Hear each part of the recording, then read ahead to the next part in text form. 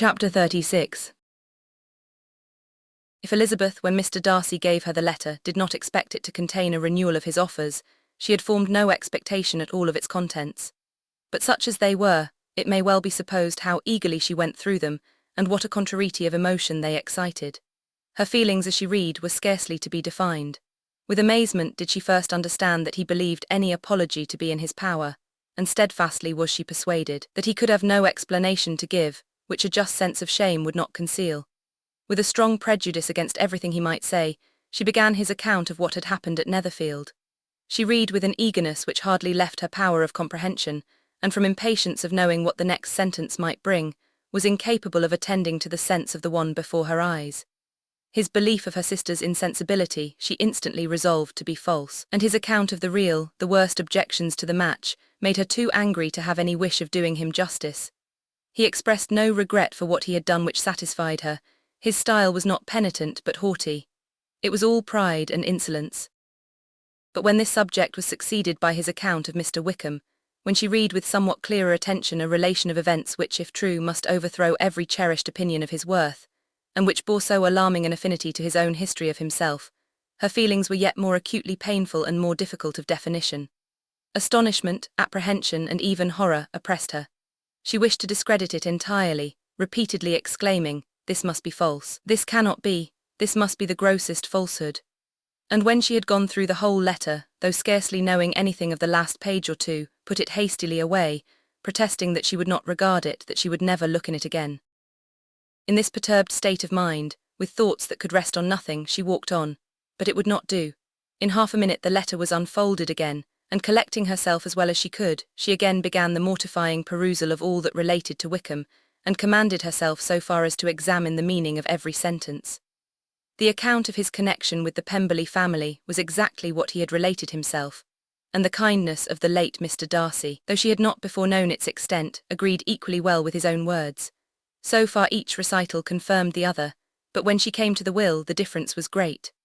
What Wickham had said of the living was fresh in her memory, and as she recalled his very words, it was impossible not to feel that there was gross duplicity on one side or the other, and for a few moments she flattered herself that her wishes did not err. But when she read and reread with the closest attention, the particulars immediately following of Wickham's resigning all pretensions to the living, of his receiving in lieu so considerable a sum as £3,000, again was she forced to hesitate. She put down the letter, weighed every circumstance with what she meant to be impartiality, deliberated on the probability of each statement, but with little success. On both sides it was only assertion.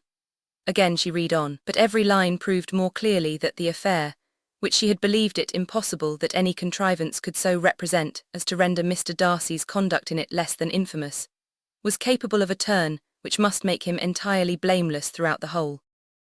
The extravagance and general profligacy which he scrupled not to lay at Mr. Wickham's charge exceedingly shocked her, the more so as she could bring no proof of its injustice. She had never heard of him before his entrance into the Shire militia, in which he had engaged at the persuasion of the young man who, on meeting him accidentally in town, had there renewed a slight acquaintance. Of his former way of life nothing had been known in Hertfordshire, but what he told himself. As to his real character, had information been in her power, she had never felt a wish of inquiring.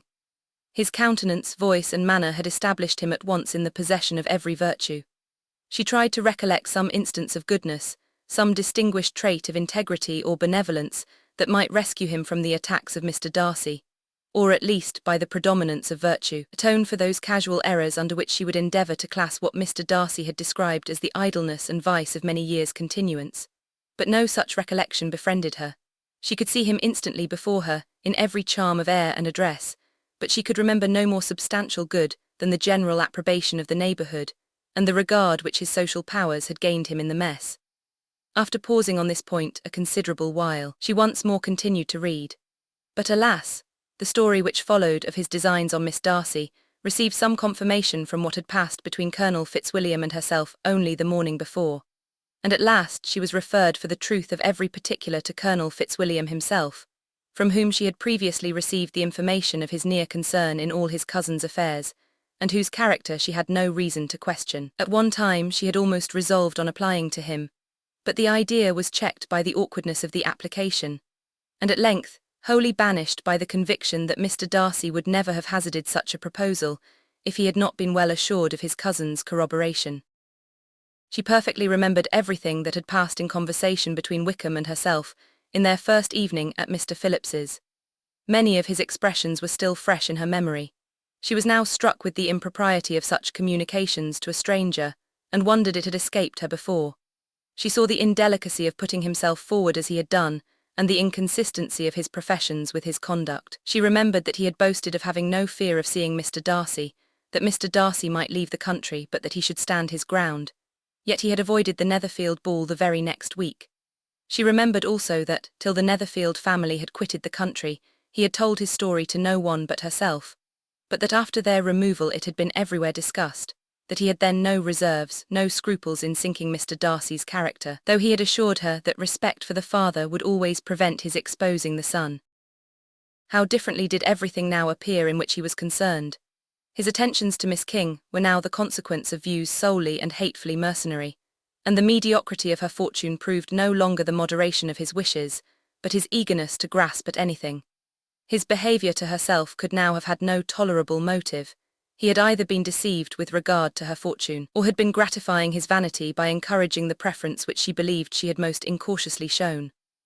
Every lingering struggle in his favour grew fainter and fainter, and in farther justification of Mr. Darcy, she could not but allow that Mr. Bingley, when questioned by Jane, had long ago asserted his blamelessness in the affair, that proud and repulsive as were his manners, she had never, in the whole course of their acquaintance, an acquaintance which had latterly brought them much together, and given her a sort of intimacy with his ways, seen anything that betrayed him to be unprincipled or unjust, anything that spoke him of irreligious or immoral habits, that among his own connections he was esteemed and valued, that even Wickham had allowed him merit as a brother, and that she had often heard him speak so affectionately of his sister as to prove him capable of some amiable feeling, that had his actions been what Mr. Wickham represented them, so gross a violation of everything right could hardly have been concealed from the world, and that friendship between a person capable of it, and such an amiable man as Mr. Bingley, was incomprehensible. She grew absolutely ashamed of herself. Of neither Darcy nor Wickham could she think without feeling she had been blind, partial, prejudiced, absurd. How despicably I have acted, she cried, I who have prided myself on my discernment, I who have valued myself on my abilities, who have often disdained the generous candour of my sister and gratified my vanity in useless or blamable mistrust. How humiliating is this discovery, yet how just a humiliation. Had I been in love I could not have been more wretchedly blind. But vanity, not love, has been my folly. Pleased with the preference of one, and offended by the neglect of the other, on the very beginning of our acquaintance, I have courted prepossession and ignorance and driven reason away, where either were concerned. Till this moment I never knew myself. From herself to Jane, from Jane to Bingley, her thoughts were in a line which soon brought to her recollection that Mr. Darcy's explanation there had appeared very insufficient, and she read it again. Widely different was the effect of a second perusal. How could she deny that credit to his assertions in one instance, which she had been obliged to give in the other? He declared himself to be totally unsuspicious of her sister's attachment, and she could not help remembering what Charlotte's opinion had always been. Neither could she deny the justice of his description of Jane. She felt that Jane's feelings, though fervent, were little displayed, and that there was a constant complacency in her air and manner, not often united with great sensibility. When she came to that part of the letter in which her family were mentioned, in terms of such mortifying, yet merited reproach, her sense of shame was severe. The justice of the charge struck her too forcibly for denial, and the circumstances to which he particularly alluded as having passed at the Netherfield ball, and as confirming all his first disapprobation, could not have made a stronger impression on his mind than on hers. The compliment to herself and her sister was not unfelt. It soothed, but it could not console her for the contempt which had thus been self-attracted by the rest of her family. And as she considered that Jane's disappointment had in fact been the work of her nearest relations, and reflected how materially the credit of both must be hurt by such impropriety of conduct, she felt depressed beyond anything she had ever known before. After wandering along the lane for 2 hours, giving way to every variety of thought, reconsidering events, determining probabilities and reconciling herself as well as she could, to a change so sudden and so important, fatigue and a recollection of her long absence, made her at length return home, and she entered the house with the wish of appearing cheerful as usual, and the resolution of repressing such reflections as must make her unfit for conversation. She was immediately told that the two gentlemen from Rosings had each called during her absence, Mr. Darcy only for a few minutes to take leave, but that Colonel Fitzwilliam had been sitting with them at least an hour, hoping for her return, and almost resolving to walk after her till she could be found. Elizabeth could but just affect concern in missing him. She really rejoiced at it. Colonel Fitzwilliam was no longer an object. She could think only of her letter.